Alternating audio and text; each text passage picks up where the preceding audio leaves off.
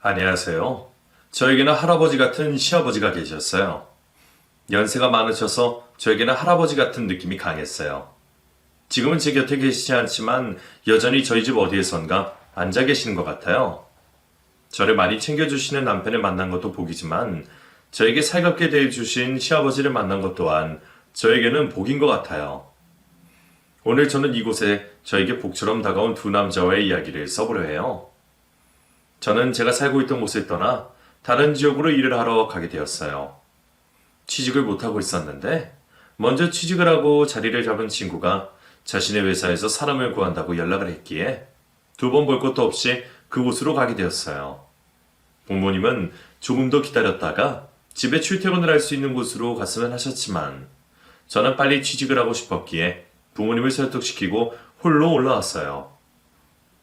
혼자 살 집이기에 회사 가까운 곳에 원룸을 하나 구했어요. 어머니와 함께 집에 넣을 가구도 넣고 이불도 사고 이것저것 필요한 것들을 샀어요. 어머니는 혼자서 살 수 있겠냐며 걱정스러운 눈빛으로 쳐다보셨어요. 저는 걱정하지 말라며 어머니를 내려보냈어요. 이윽고 저녁이 되었고 늘 부모님과 같이 있다가 혼자 있으려니 조금 이상했어요. 저녁 또한 저 혼자 먹으려니 밥 생각이 나질 않았어요. 그때 전화벨이 울렸어요. 친구였어요. 정리는 다 되어가? 방에 코딱지만 해서 정리할 것도 없어. 그래? 도와줄 것 없이 해서 이거 전화를 했더니 도와줄 건 없고 같이 저녁 먹을래? 저녁? 첫날 혼자 먹으려니 기분이 좀 그렇네. 좋아. 금방 갈게. 저는 친구를 불렀어요. 이 친구가 제가 앞서 말한 그 친구예요. 먼저 회사에 취직을 해서 다니고 있는 친구예요. 이 친구와는 대학교 때부터 알게 되었고 제겐 동성 친구만큼 가까운 이성 친구예요. 원래 집이 여기였던 친구는 직장을 집 근처에 구하게 되었고 집에서 출퇴근을 하고 있어요. 제가 살고 있는 원룸과도 가까웠어요. 전화를 끊고 얼마 되지 않아 친구가 간식거리를 한가득 안고서는 도착했어요. 친구와 뭘 먹을까 하다가 어머니가 갖고 오신 반찬들을 양푼 위에 넣고 고추장에 비볐어요. 달걀 없어? 냉장고에 있어. 오케이, 내가 달걀 후라이 할게. 비벼 먹을 거니까 반숙 알지? 내가 다 알아서 합니다. 네네. 친구는 냉장고에서 달걀을 꺼내 후라이를 만들었고 제가 비벼놓은 양푼이 밥 위에다 얹었어요. 그리고 참기름도 두어 번 돌렸어요. 반숙인 달걀 노른자를 터뜨려 밥과 비비고는 저희는 양푼이 채로 먹었어요. 역시 둘이서 먹는 것이 더 맛있었어요. 배불리 먹고 난 다음에 TV를 보며 쉬고 있다가 친구는 집으로 들어갔어요. 친구가 가고 난 후 저는 잠자리에 들었어요. 내일부터 새로운 곳에서 시작한다는 설렘에 잠이 오지 않았어요. 눈을 감고 애를 써봤지만 여전히 잠은 오지 않았어요. 그렇게 약만 계속해서 세다가 어느 순간 잠이 들었어요. 아침 일찍 일어난 저는 출근할 준비를 하고 일찍 나섰어요. 혹시나 첫날부터 지각을 하면 안 되니까요. 회사에 도착한 저는 잠시 기다렸다가 자리를 안내받았고 여러 사람들과 인사를 나누었어요. 조금 긴장이 되었지만 친구가 있었기에 더 빨리 적응할 수 있었고 사람들과도 더 빨리 친해질 수 있었어요. 회사는 생각했던 것보다 더 좋았어요. 특히나 또래 동료들이 많다 보니 회사 생활하는 것이 더 즐거웠어요. 점심시간에 같이 밥을 먹으며 수다를 떨고 또 퇴근 후에는 맥주도 한 잔씩 하면서 스트레스를 풀었어요. 그렇게 이 회사에 들어온 지 1년이란 시간이 흘렀고 저는 친구에게 1년 기념으로 한턱 내기로 했어요. 퇴근하고 나서 자주 가던 호프집으로 갔어요.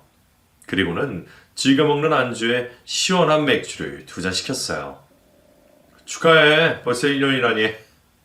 그러게. 시간 정말 빠르다. 내가 이렇게 오래 다닐 거라고 생각도 못했는데. 뭐야, 겨우 1년 다녀놓고선? 그렇지. 고마워. 네 덕에 내가 요즘 자식 노릇하고 산다. 그게 무슨 내 덕이냐? 네가 잘하는 거지.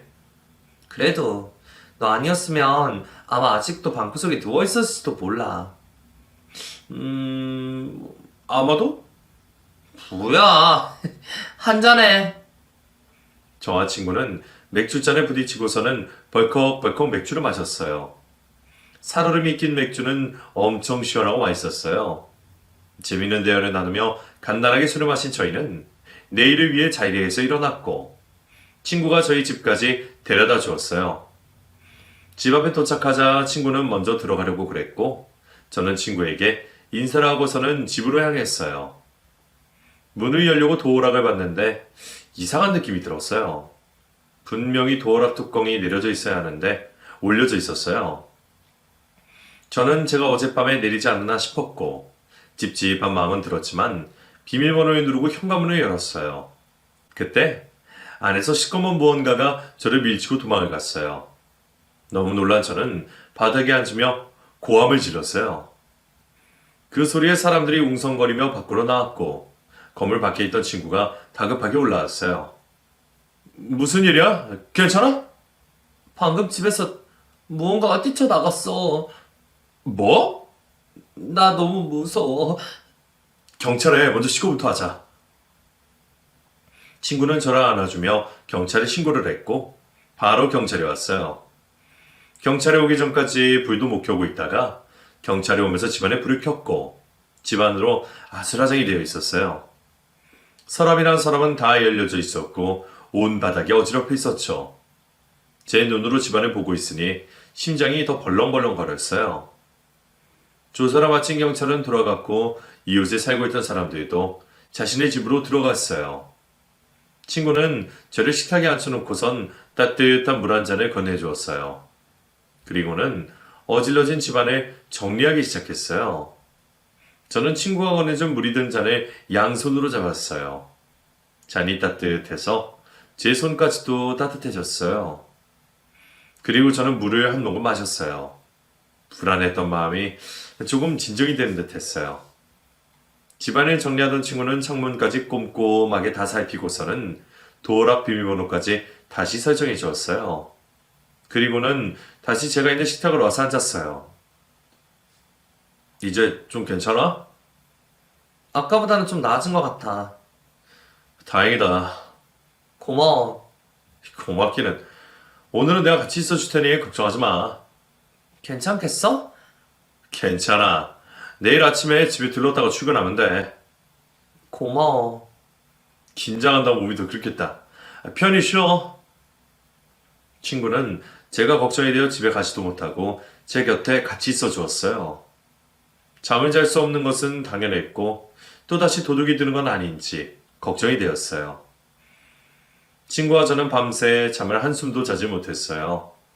뜬 눈으로 밤을 지새운 저희는 회사로 출근을 했어요.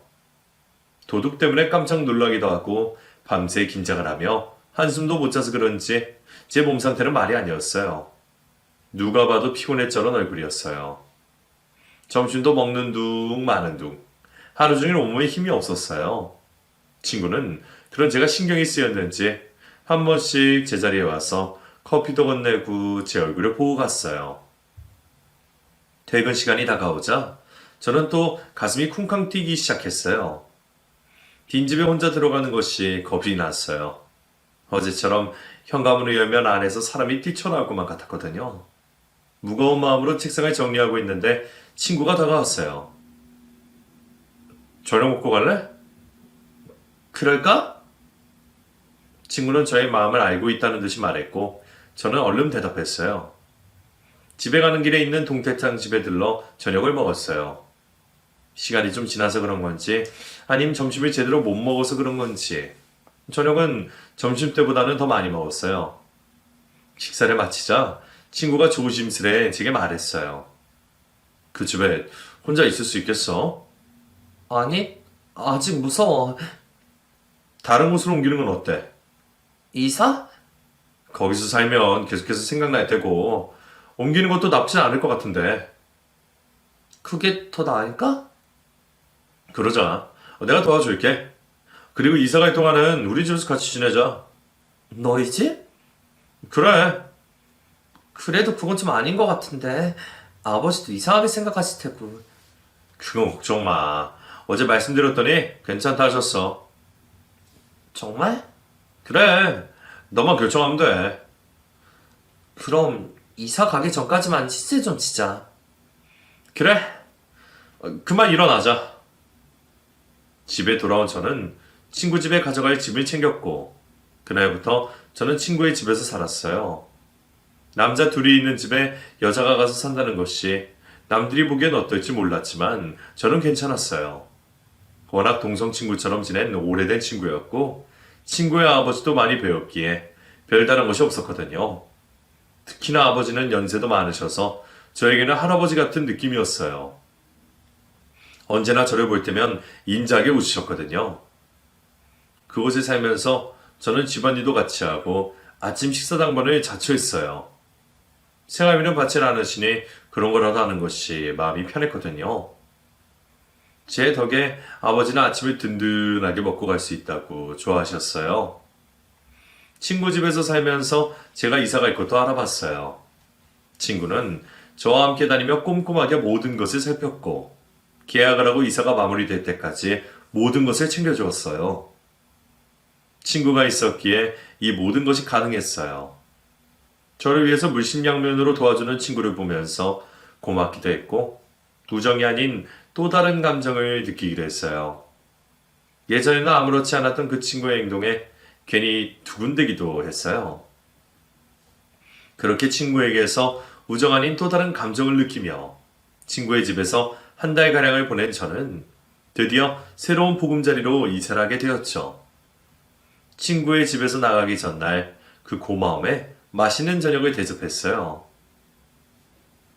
그동안 감사했어요. 내가 더 좋았지.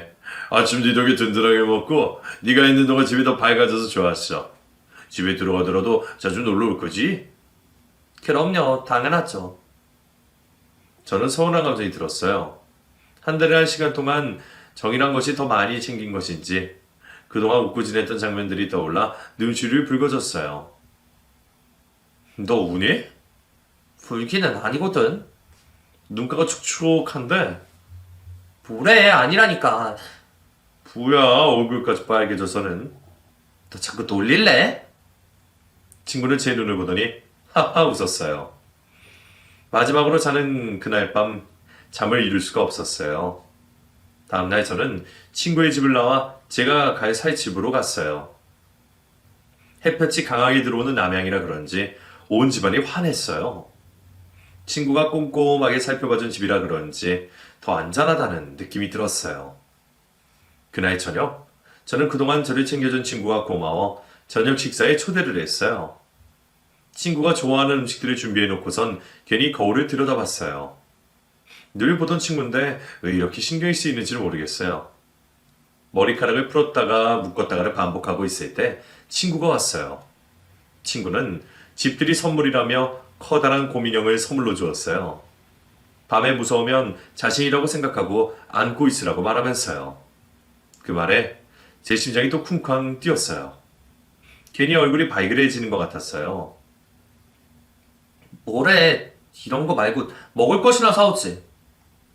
저는 마음에도 없는 말을 하며 곰인형을 침대 위에다가 던졌어요. 친구와 저녁을 먹으면서도 계속되는 긴장에 물을 계속해서 마셨어요. 뭐 속 타는 일이라도 있었어? 어? 왜? 아니? 오늘따라 왜 그래? 평소도 덥지 않게. 내가 못돼서. 불편해 보여. 아니야, 아주 편하네. 친구에게 제 속마음이 들킬까봐 조마조마했어요. 지금 제가 느끼고 있는 이 감정 때문에 지금껏 쌓아온 이 친구와의 우정이 깨지는 것은 아닐까 걱정이 되었거든요. 저는 친구다 마음속으로 몇 번씩이나 되뇌었어요. 그리곤 그동안 고마웠다는 인사를 건넸어요. 그것뿐이야? 뭐? 하고 싶은 말이. 이게 단데? 거짓말. 뭐? 친구의 말에 진정되었던 가슴이 또 요동을 치고 있었어요. 그거 말고 또 뭐가 있나? 넌 날 친구로 생각하는 거 맞지? 그럼 친구지, 영원한 베프. 난 아닌데. 뭐? 너랑 더 이상 친구는 못하겠다. 왜? 내가 무슨 실수라도 한 거야? 아니, 내 마음이 변했어. 네가 어찌 생각할지 모르겠지만 계속 이렇게 숨기고 있는 것보단 솔직하게 말하는 것이 낫다고 결정했어. 나 너 친구로 좋아하는 게 아니라 이성으로 좋아하는 것 같아. 친구의 고백에 저는 깜짝 놀랐어요. 친구도 저와 같은 마음을 가지고 있을 거라고는 상상도 못했거든요.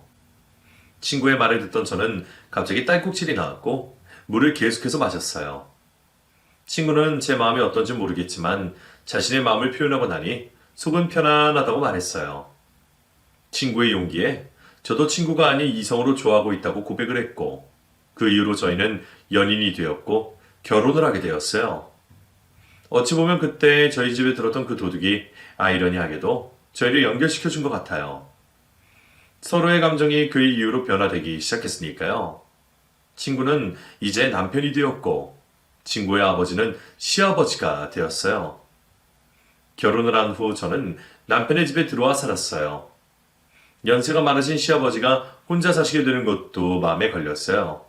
그래서 제가 먼저 들어와 살겠다고 말했어요. 다시 이 집에 들어온 걸 축하한다. 감사해요. 서로 이해가며 잘 살아보자꾸나. 네, 시아버지는 저에게 무척 살갑게 대해주셨어요. 맛있는 것이 있으면 남편보다 저에게 더 챙겨주셨고 일을 하며 집안일 하는 것이 힘들다며 제가 퇴근해서 집에 오기 전까지 집안일도 다 해놓으셔서 제가 할 일이 거의 없었어요. 그리고 워낙 남편과 두 분이서 살아온 세월이 길다 보니 반찬도 저보다 훨씬 더 잘 만드셨어요. 집에서 김장까지 하실 정도였죠. 저를 아껴주시는 두 부자 덕분에 저는 혼자 살 때보다 훨씬 더 편안하게 결혼 생활을 할 수 있었어요. 결혼을 한 지 1년이 지난 어느 날 회사에서 일을 하고 있는데 남편이 다급하게 집에 가봐야겠다며 회사를 나갔어요. 저는 걱정이 되었어요. 이런 적이 한 번도 없었기에 시아버지에게 무슨 일이 생긴 것은 아닌가 걱정이 되었어요. 일이 손에 잡히지도 않았어요. 남편 연락만 오매불만 기다렸죠. 한참이 지난 후에 남편의 전화를 받았어요. 시아버지와 함께 병원에 있다고 했어요. 저는 급히 일을 마무리하고는 병원으로 달려갔어요. 이게 무슨 일이야? 아버지가 앞이 안 보이신데 뭐? 검사하고 결과 기다리는 중이야. 갑자기 왜 그러시는 거지? 지금까지 아무렇지도 않으셨잖아. 그러게 말이야. 마른 아들의 나이벼락도 아니고 당신도 많이 놀랬겠다. 조금. 당신도 놀랬지. 나도 똑같지 뭐. 별일 없어야 할 텐데. 별일이야 있겠어. 너무 걱정하지 마. 이윽고 검사 결과가 나왔고 시아버지는 평소 당뇨가 있으셨는데 당뇨 합병증으로 시력에 문제가 생겼다고 했어요. 양쪽 눈 다 안 좋은 상태인데 오른쪽 눈 상태가 더 안 좋다고 말했어요. 원래 당뇨가 있으신 분들은 검사를 주기적으로 하시는데 그동안 아무것도 몰랐냐고 그러셨죠. 시아버지는 시력이 나빠지는 것을 느끼면서도 이러다 말겠지 하고 저에게 말씀을 하지 않으셨다가 병을 더 키우시게 되었어요. 양쪽 눈을 동시에 하기엔 불편함도 있고 해서 우선 한쪽부터 수술하기로 했고 그 이후에 또 다른 눈을 하고 경과를 지켜보기로 했어요. 다른 것도 아니고 눈이 불편하니 시아버지께서는 많이 불안해하셨어요. 수술 날짜를 잡고 집에 있는 동안 혹시 몰라 저는 휴가를 냈고 시아버지의 곁을 지켰어요. 그리고 수술 전날 다시 입원을 해 그 다음날 시아버지는 수술실에 들어갔어요. 몇 시간이 흐른 후 시아버지는 나오셨어요. 전신마취라는 것이 아니라 눈만 하기에 시아버지는 더욱 힘들어하셨어요. 옆에서 하는 말들이 다 들리니 더 그러신 것 같았어요. 한쪽이 가려져 있기에 시아버지는 저를 의지할 수밖에 없었고 그것이 이미 쓰였는지 다른 쪽 눈을 할 때에는 저 대신 남편이 있기를 바라셨어요. 그래서 다른 쪽 눈을 수술할 때에는 남편이 휴가를 내어 시아버지를 보살펴드렸어요. 양쪽 눈 다 수술을 마쳤고 앞서 말했듯이 오른쪽 눈은 거의 보이지 않는 상태가 되셨어요. 그래서인지 시아버지는 거동도 불편해지셨고 심적으로도 많이 힘들어하셨어요. 혼자 있을 수 없다고 판단한 저희는 제가 회사를 그만두기로 하고 시아버지를 보살펴 드렸어요. 괜히 나 때문에 다니던 회사도 그만두고 네가 고생이구나. 아니에요. 요즘 회사 다니는 것이 스트레스여서 무슨 핑계로 그만두나 이 생각뿐이었거든요. 그런 생각 마세요. 그렇게 말해주니 고맙구나. 뭐 드시고 싶은 거 없으세요? 글쎄, 딱히 생각나는 것이 없어서. 감자라도 쪄드릴까요? 그래, 그게 좋겠구나. 잠시 기다리세요. 저는 주방에 들어가 찜기에 감자를 올려서는 포슬포슬 감자를 쪄내었어요. 그리고는 먹기 좋게 껍질을 까서 시아버지에게 드렸어요. 시아버지는 감자를 두어 개 드시고는 잠자리에 들었어요. 시아버지는 정신적으로 힘이 드셔서 그런 것인지 말로 표현을 하시지 않으셨지만 몸도 안 좋아 보이고 얼굴에 활기도 없어 보였어요. 그렇게 몇 달이란 시간이 흘렀고 시아버지는 저와 매일같이 보내는 것이 힘이 쓰이셨는지 요양원에 들어가겠다며 알아봐 달라고 하셨어요.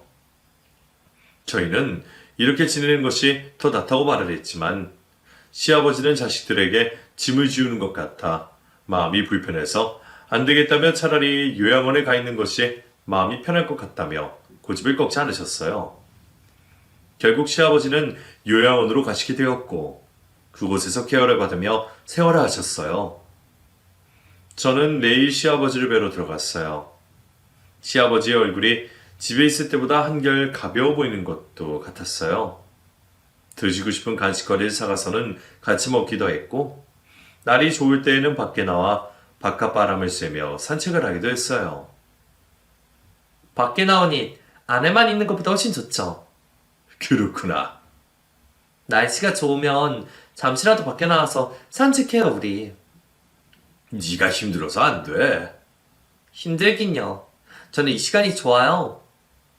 저는 행여나 시아버지가 감기에 걸릴까봐 담요를 다시 한번 덮어주고는 1시간 정도 걷다가 다시 병실로 올라갔어요. 매일 들어가는 저를 보고 사람들은 딸도 저렇게 하지 못하겠다며 칭찬을 하셨고 시아버지는 그 소리가 좋으면서도 한편으로는 저에게 미안하다고 하셨어요. 지금처럼 이렇게 매일 오지 않아도 괜찮다. 제가 좋아서 오는 건데요, 뭘.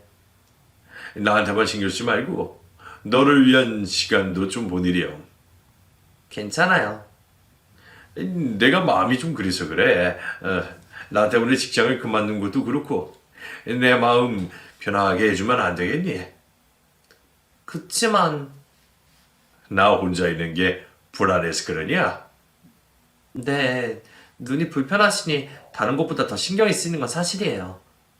그럼 요양보호사를 쓰셨구나. 요양보호사요? 그래. 여기 있는 사람들 대부분 그렇게 하고 있어. 그래도 남인데 괜찮으시겠어요? 그럼 괜찮고 말이고. 내가 아주 장님도 아니고 말이야. 아버님이 전 그러시다면 그이랑 상의해 볼게요. 시아버지는 요양보호사를 쓰고 싶다 하셨어요. 제가 조금 더 편안해지길 바라신다 하셨죠. 집에 돌아온 저는 남편과 상의를 했어요. 남편은 시아버지가 원하시는 대로 그렇게 하자고 말했어요. 몸도 힘든데 마음만이라도 편안하게 해드리는 것이 낫지 않겠냐면서요. 저는 그러고 싶지 않았지만 시아버지도 남편의 마음도 이해가 돼서 그러기로 했어요. 요양보호사를 신청하고 그분에게 시아버지를 잘 부탁한다고 말씀드렸어요. 처음에는 그분이나 시아버지나 어색할 것 같아 제가 며칠 동안 같이 있어 주었어요. 다행히 요양보호사가 시아버지와 비슷한 나이대라서 말동무도 되어드리고 시아버지가 필요한 것을 말하지 않아도 먼저 세심하게 챙기시는 것 같아 마음이 놓였어요. 저도 같이 있으면서 이런저런 이야기를 하다 보니 요양보호사도 홀로 지낸 지 오래되었다고 했어요.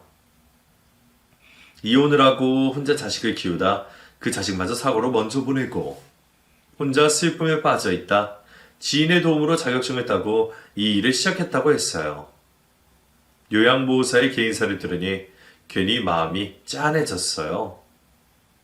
며칠 동안 같이 보낸 저는 시아버지의 요양보호사가 서로 잘 맞고 시아버지도 마음이 편안하신지 얼굴 표정이 한결 밝아지셨어요. 그 모습에 저는 요양보호사를 믿을 수 있었고 2, 3일에 한 번씩 요양원에 들렸어요. 그동안 시아버지에게만 정신을 쏟았었는데 요양원에 가지 않는 날에는 제 시간을 보낼 수 있었어요. 처음에는 이 시간을 어찌 보내야 하나 난감했어요. 하고 싶은 것도 딱히 생각이 나지 않았고 시간이 너무 더디게 가는 것 같았어요. 남편은 취미생활이라도 가져보는 것이 어떻겠냐고 물었고 저는 뭘 해볼까 고민을 하다가 뜨개질을 배우기로 했어요. 여기저기 알아보다 마음에 드는 콩방을 찾은 저는 뜨개질을 배웠고 그것이 제게 맞았는지 배우는 것도 재미있었고 실력도 나날이 늘었어요.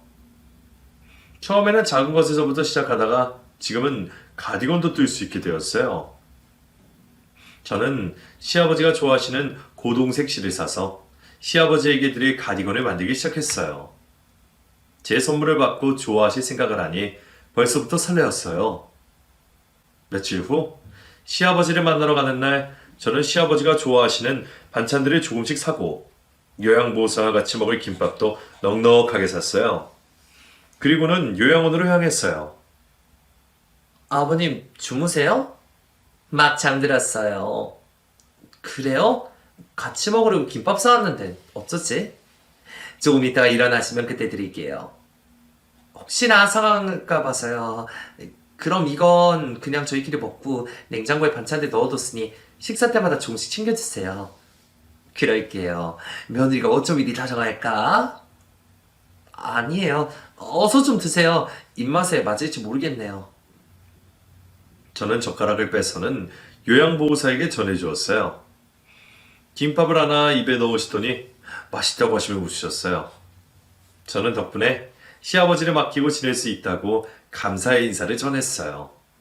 그랬더니 손사래를 치면서 시아버지가 점잖고 좋으셔서 힘든 것이 하나도 없다며 오히려 더 고맙다고 했어요. 기분 좋게 식사를 마친 저는 주무시는 시아버지 얼굴을 한 번 더 보고는 다시 집으로 돌아갔어요. 집으로 돌아온 저는 시아버지에게 드릴 가디건을 열심히 만들고 있었어요. 그때 퇴근을 한 남편이 들어왔어요. 이제요? 뭐 만드는 중이야? 가디건. 난 그 색깔 별론데? 검정색으로 해주지. 당신 거 아니거든. 그럼. 아버님 거야. 난 또 내 거라고. 당신이 좀 기다려. 아직 만들어서 드릴 분이 당신 앞에 너무 많으니까. 뭐라고? 남편은 기분이 좋은지 싱글벙글 크게 웃었어요. 그 모습에 저 또한 웃음이 나왔어요. 며칠이 지나고 저는 완성된 가디건을 종이 가방에 넣어 시아버지를 뵈러 갔어요. 웬일로 시아버지가 깨 있으셨어요. 최근에는 갈 때마다 주무시고 계셔서 통 대화를 할 수가 없었거든요. 저는 반가운 마음에 시아버지의 손을 잡았어요. 아버님, 오늘은 낮잠 안 주무셨네요? 내가 낮잠을 그렇게나 잤었나? 네, 제가 올 때마다 주무시고 계시던걸요. 내가 잘 때 왔었어? 그럼요. 제가 오늘 뭘 가져왔는지 보시겠어요? 뭘 가져왔길래? 짜잔! 저는 종이 가방에서 가디건을 꺼내어 들었어요. 그리고는 시아버지의 몸에 갖다 대었어요. 시아버지는 이게 뭐냐며 팔을 뻗어 가디건을 만지셨어요. 제가 아버님 드리려고 직접 뜬 거예요. 마음에 드세요?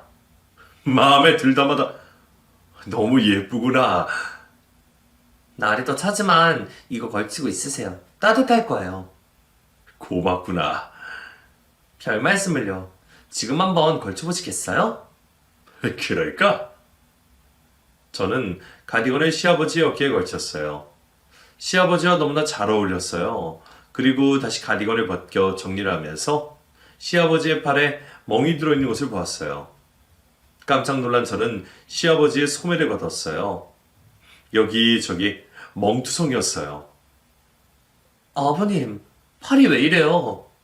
뭘? 이것 보세요. 팔에 멍이 들어있어요. 이게 왜 이러지? 어디에 부딪혔나? 기억이 안 나세요? 한 군데가 아닌 것 같은데.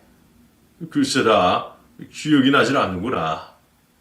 그때 잠시 자리를 비웠던 요양보호사가 들어왔고, 저는 잠시 밖에 나가서 이야기를 하자며 다시 데리고 나왔어요. 여사님, 아버님 팔이 왜 이래요?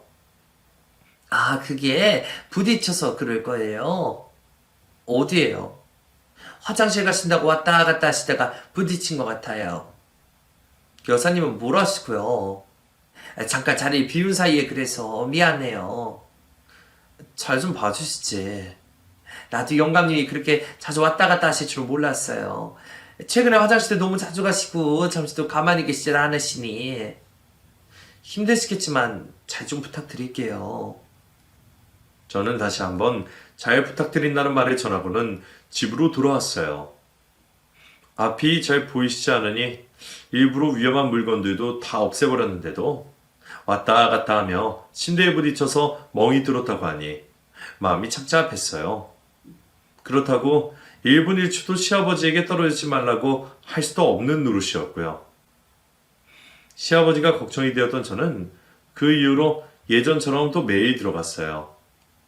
요양보호사는 혹시나 자신이 못 믿어서 그러나 싶어 저를 안 좋은 표정으로 바라보았지만 그렇다고 집에만 있을 수가 없었어요. 그렇게 며칠이 나가자 저를 살갑게 대해주던 시아버지께서 갑자기 찬바람이 쌩하게 불 만큼 차가운 태도로 저를 대하셨어요. 저는 몸이 안 좋아져서 그런가 보다 생각하고 깊이 생각하지 않았어요. 그러던 중 시아버지가 요양보호사가 잠시 자리를 비웠을 때 말하셨어요. 요즘 왜 이리 자주 오냐? 자꾸 부딪히시니 걱정이 됐어요. 여사님이 못 믿어오냐? 아니요, 그건 아니지만 네, 솔직히 좀 그래요. 네가 몰라서 그렇지 나한테 아주 잘해. 그러니 걱정하지 않아도 된다. 저랑 같이 있는 것이 불편하세요? 나야 상관이 없지만 여사님이 불편하실까봐 그렇지. 괜히 자신이 못 믿어서 그런다고 생각할 거 아니냐. 이제 몇 달을 같이 생활을 했어. 그런지 나도 저 사람이 편안하고 말이야. 알겠어요. 아버님 마음이 좀 그러시다면야 어쩔 수 없죠. 그래, 섭섭하게 생각하지 마라. 시아버지는 요양보호사에 있는 시간이 더 편하다고 말씀하셨고 저는 서운했지만 한 발짝 물러나기로 했어요. 그러던 어느 날 시아버지께서 저희 부부를 부르셨어요. 저희는 무슨 일인가 걱정스러운 마음에 찾아갔어요. 시아버지는 한참 뜸을 들이시더니 갑자기 요양보호사의 손을 잡았어요. 그리고는 결심을 한 듯 입을 여셨어요. 남은 인생 이 사람과 함께하고 싶구나. 시아버지의 한마디에 저희는 깜짝 놀랐어요. 둘 다 아무 말도 하지 못한 채 그저 쳐다만 보고 있었어요. 많이 놀랐을 거다. 나도 내가 이런 말을 하게 될 줄 몰랐으니까. 지금까지 내 곁을 지켜준 사람과 남은 여생을 같이 보내고 싶어. 여기서 퇴원도 할 거고. 아버님, 반대할 거냐? 아니요, 너무 갑작이라. 너희가 바쁠 때마다 이 사람이 내 옆에 있어줬어. 내가 힘들 때마다 내 옆을 지켜준 사람도 이 사람이고. 아버님, 저는요. 네가 고생한 것도 다 알지. 늘 고마워하고 있어. 하지만 내가 너보다는 이 사람에게 더 많은 의지를 하고 있다는 것을 알았어. 우리 함께하기로 했어. 시아버지의 담담한 말에 요양보호사는 눈시울을 붉혔고 저희는 뭐라 드릴 말씀이 없었어요.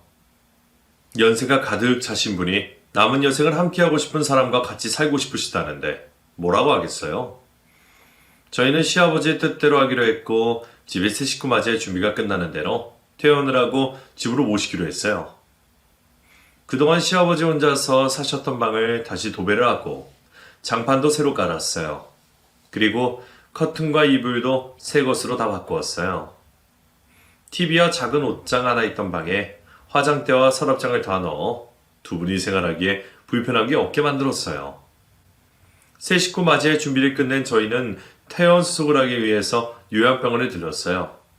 복도를 가고 있는데 경비 아저씨를 만났어요. 경비 아저씨는 저와 인연이 있는 사이였어요. 안녕하세요. 그동안 안 보이시더니 그만두신 줄 알았어요. 아파서 잠시 쉬었어요. 이제 아버님이 퇴원하신가 보네. 네, 그렇게 됐어요. 혹시 들리는 소문이 사실인가? 무슨 소문이요? 아버님을 돌보던 요양보호사랑 아버님이 결혼을 한다고 하던데. 아, 그게 벌써 소문이 났나요? 네, 그렇게 됐어요. 두 분이서 말동무다하면서 남은 여생을 같이 보내시고 싶다고 하셨어요. 사실이었군요. 네, 그래서 오늘 퇴원하러 온 거예요. 집으로 가시고 싶다고 하셔서. 저기 내가 내 딸 같아서 하는 말인데 저는 경비 아저씨에게서 경악할 충격할 진실을 알게 되었어요. 요양보호사는 혼자가 아니었고 시아버지 재산을 노리고 일부러 접근했다는 것이었어요. 그리고는 동영상 하나를 보여주었어요. 동영상을 보는 순간 저는 소름이 돋았어요. 왜 그동안 시아버지의 팔다리에 멍이 들게 되었는지 알 수 있었어요. 요양보호사는 시아버지가 다니는 길목에 일부러 탁자를 갖다 놓아 진로를 방해 시아버지가 부딪히게 했고 시아버지가 움직일 때 옆에 있으면서도 도와주지 않았어요. 그리고는 시아버지가 부딪혀 넘어지고 나면 서둘러 시아버지에게 쫓아가 도와주는 척 위하는 척을 했어요. 요양보호사는 그런 식으로 시아버지에게는 자신밖에 없다는 것을 느끼게 하며 시아버지의 마음에 파고들었어요. 모든 것을 알게 된 저는 너무 화가 났어요. 경비 아저씨는 그동안 자신에게도 잘해준 저에게 이건 아니다 싶어 말하게 됐다 하네요. 저는 바로 경찰에 신고를 했고 시아버지가 계시는 곳으로 갔어요. 시아버지는 옷을 갈아입고 계셨고 요양보호사는 옆에서 도와주고 있었어요. 저는 쫓아가서 요양보호사의 팔을 잡아 끌었어요. 그러자 시아버지가 휘청거리며 침대에 앉았죠. 아니, 이게 무슨 짓이에요? 이 팔 못 나요? 당신, 정체가 도대체 뭐예요? 애기 엄마, 대체 왜 이래요? 지금까지 우리 아버님한테 어떻게 한 거예요? 모든 사람들이 다 속였다고 생각했던 모양인데 이제 당신 끝이야. 아니, 이게 다 무슨 소리예요? 알아듣게 얘기해요. 당신이 우리 아버님에게 한 짓 다 알고 있다고. 남편도 있는 여자가 어디 할 짓이 없어서. 남편? 내가 남편이 있다고 누가 말해요? 며칠 전에도 남편이 여기 찾아와서 이 방에서 난리가 났었다면서요. 헤어졌는데도 그 사람이 찾아오는 걸 난들 어떻게 말이겠어. 그건 둘째치고 당신이 아버님 일부러 다치게 한 것도 다 알고 있었어요. 야, 참, 어이가 없었어. 생사랑을 잡아도 유분수지. 내가 당신 아버님을 뭐 어떻게 다치겠다는 소리요? 팔 다리에 멍을 보고도 그런 소리가 나와요? 이건 영감님 움직이시다가 부딪혀서 다친 거라고 말하지 않았어요. 이걸 보고도 그런 소리가 나오는지 봅시다.